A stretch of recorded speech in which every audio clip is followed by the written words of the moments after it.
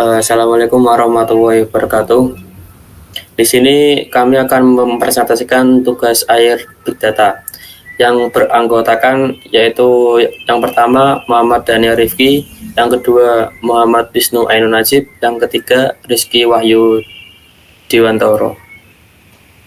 Latar belakang dan penjelasan dari dataset kami yaitu dari perusahaan industri asuransi kesehatan menghadapi tantangan dalam menentukan premi yang adil dan kompetitif. Mengetahui faktor-faktor yang mempengaruhi biaya asuransi dapat membantu perusahaan untuk menetapkan premi yang lebih akurat dan sesuai dengan profil risiko pelanggan. Analisis ini bertujuan untuk mengidentifikasi faktor-faktor tersebut dan memberikan wawasan tentang distribusi biaya asuransi. Dari latar belakang dan penjelasan terdapat pernyataan bisnis. Yang pertama, apa faktor-faktor utama yang mempengaruhi biaya asuransi kesehatan?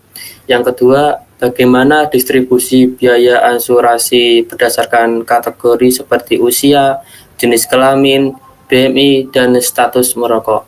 Yang ketiga, apakah ada pola tertentu yang dapat digunakan untuk memprediksi biaya asuransi di masa depan? Dan selanjutnya yaitu penjelasan dari dataset asuransi yang berisi informasi mengenai biaya asuransi kesehatan dan atribut lainnya. Jadi fitur yang ada di dataset kami yaitu yang pertama X yang artinya usia pelanggan, seks yang artinya jenis kelamin, BMI yang artinya indeks masa tumbuh, dan children artinya jumlah anak yang ditanggung oleh pelanggan, smoker yang artinya status merokok, dan wilayah artinya tempat tinggal.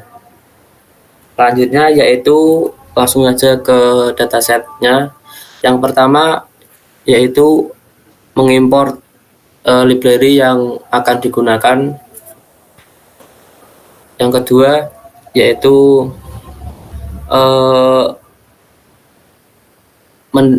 membaca banyaknya kolom dan baris. Di sini terdapat berapa ini? 1338 baris dan 7 kolom. Yang selanjutnya DF shape itu untuk mengetahui banyak jumlah dimensi kolom dan baris yang sudah di itu. Yang selanjutnya yaitu DF info, yaitu untuk mengetahui tipe data yang terdapat dalam kolom. Di sini ada tipe data integer dan objek. Selanjutnya DF is null itu untuk mengetahui ada tidaknya nilai nol ini terdapat missing value, sehingga kalau tidak ada itu tidak perlu melakukan proses cleaning missing value dari data yang digunakan.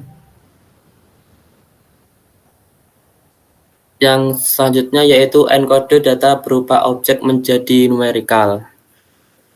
Di sini merubah semua untuk menjadi numerical. Selanjutnya dijelaskan oleh heatmap, yaitu selanjutnya dijelaskan oleh kawan saya. Monggo. Untuk selanjutnya yaitu kita melakukan heatmap, yang dimana heatmap tersebut untuk menampilkan data korelasi tiap-tiap fitur ke dalam bentuk metrik untuk mengukur nilai korelasi masing-masing atribut. Berikut yaitu tampilan dari correlation metricnya sendiri. Kemudian kita melakukan dropping data yang tidak memenuhi nilai ambang batas, yaitu yang nilai tidak memenuhi ambang batas ada 3, yaitu region, sex, dan children.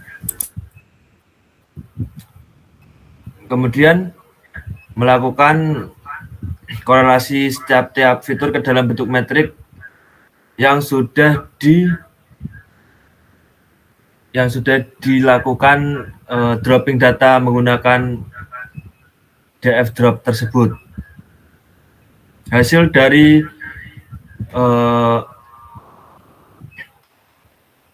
korelasi metrik yang sudah dilakukan drop. Kemudian yaitu kita melakukan EDA, yang dimana EDA tersebut memvisualisasikan distribusi edge terdapat pasien di umur 20 yang paling banyak. Kemudian yaitu melakukan distribusi BMI untuk memvisualisasikan distribusi BMI. Pada hasil tersebut BMI tertinggi di angka 30 dengan jumlah sekitar 130-an. Kemudian melakukan distribusi smoker, yang dimana terdapat jumlah yang tidak merokok adalah 0 lebih banyak dibandingkan yang merokok berjumlah 1. Kemudian memvisualisasikan data charge yang dibayar untuk orang yang merupakan non-smoker dan smoker, yang dimana smoker membayar lebih tinggi daripada non-smoker, yang berjumlah yang tidak merokok kurang lebih membayar 40.000 dan yang merokok kurang lebih membayar 60.000. Kemudian mendistribusikan nilai charge untuk memvisualisasikan di mana paling banyak ada di kisaran harga 0 sampai 10.000.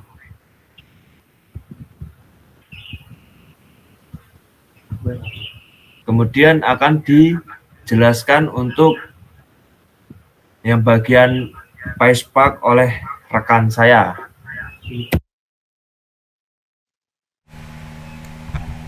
Jadi untuk di bagian yang PySpark-nya itu kita akan menambahkan kolom bernama health risk. Health risk ini nanti dihitung berdasarkan apakah pasien orang tersebut itu merokok dan berapa umurnya. Jika pasien tersebut itu merokok dan umurnya lebih dari 50 tahun, maka bisa disimpulkan bahwa orang tersebut ada dalam resiko kesehatan yang tinggi dan value-nya adalah 2. Jika orang tersebut itu merokok tapi umurnya kurang dari 50 tahun, dan jika tidak merokok tapi umurnya lebih dari 50 tahun, maka orang tersebut masuk dalam kategori sedang, dan value-nya pada dataset ini adalah 1. Dan jika tidak merokok serta umurnya kurang dari 50 tahun, maka dia memiliki resiko tinggi yang sangat rendah, yaitu 0. Lalu kita melakukan filter selection, yaitu melakukan splitting antara input dan outputnya, X dan Y-nya. Untuk X-nya kita drop apapun selain kita drop field charge-nya, dan outputnya kita pakai charge-nya. Lalu kita melakukan splitting data untuk membagi data X dan Y-nya ke data training dan data testing. Di situ terlihat ada 1000 data dari 1300 data digunakan untuk training dan 300 data dari 1300 total data untuk testing. Lalu kita memakai normalisasi data dengan standar scalar dan masuk ke analisis data, yaitu kita menggunakan beberapa model regression. Yang pertama itu kita pakai linear regression. Dan dengan linear regression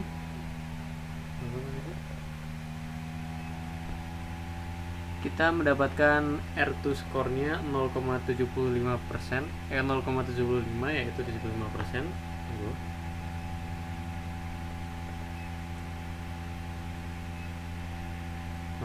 Dan ini adalah visualisasi dari linear regression-nya.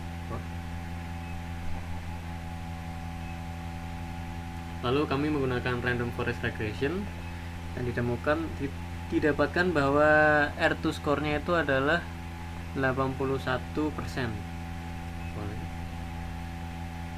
Nah, dan ini merupakan visualisasi dari RFR-nya.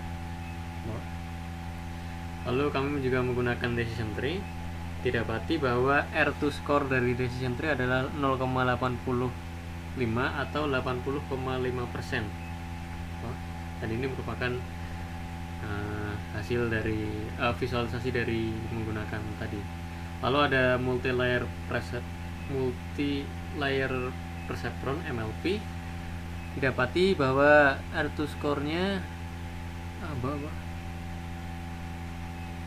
yaitu 0,7515 atau 75,15%. Jadi mungkin cukup dari presentasi kami. Apabila ada salah kata mohon dimaafkan. Wassalamualaikum warahmatullahi wabarakatuh. Waalaikumsalam. Assalamualaikum warahmatullahi wabarakatuh.